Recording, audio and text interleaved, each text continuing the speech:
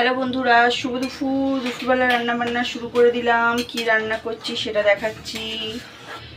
পুরো আলো হয়ে রয়েছে কিন্তু মেঘ ডাকছে, মানে সেই আলোর মধ্যেও মেঘ ডাকে। দেখুন না, বাইরেটা পুরো আলো হয়ে রয়েছে, তেমনি গরম, কিন্তু মেঘ ডাকছে। যাই হোক, এখানে হচ্ছে ভাত, এখানে মুসুরির ডাল টমেটো দিয়ে সেদ্ধ বসিয়েছি, আর এখানে আলু কেটে নিয়েছি। এখানে অনেক রকমের ভাজা আছে, কারকোল আছে, কুমড়ো আছে, বেগুন আছে, পটল আছে। এই যে সব নুন হলুদ মাখিয়ে রেখেছি। আমার মেয়ের কথা শুনে আজকে ডাল ভাত রান্না করছি, মানে আমার মেয়ের ফেভারিট ডাল ভাত। তো ওই ডাল ভাত রান্না করছি, ডাল ভাত আলুর চোখা। আর এগুলো বাবা, কাউকে দেখলেই হয় এত চিল্লাবে, মাথা যন্ত্রণা করে। সকাল থেকে দরজাটা খোলা রাখলে কাউকে দেখলেই হয়। তো এই হচ্ছে ডাল ভাত, মানে এইসব ভাজা আলুর চোখা। পাঁপড় এনেছিলাম, ব্যাট পাঁপড়টা প্যাকেটটা আমি কোথায় রেখেছি খুঁজেই পাচ্ছি না, আজকাল সব ভুলে যাচ্ছি।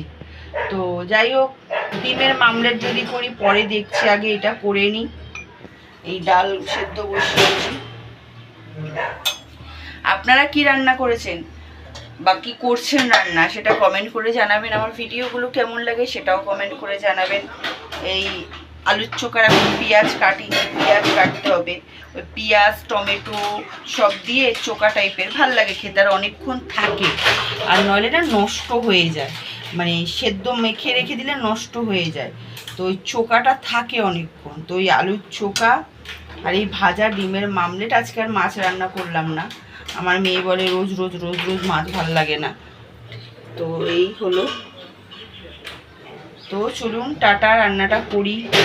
গরম লাগছে, এই গরমের মধ্যে মেঘটা এরকম হয়ে রয়েছে না, গরম লাগছে।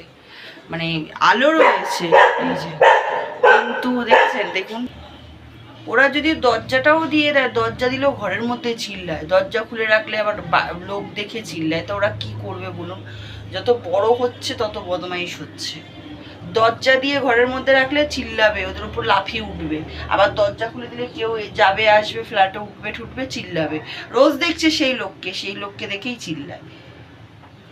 মাথা ব্যথা করে, আওয়াজ ফাটে না।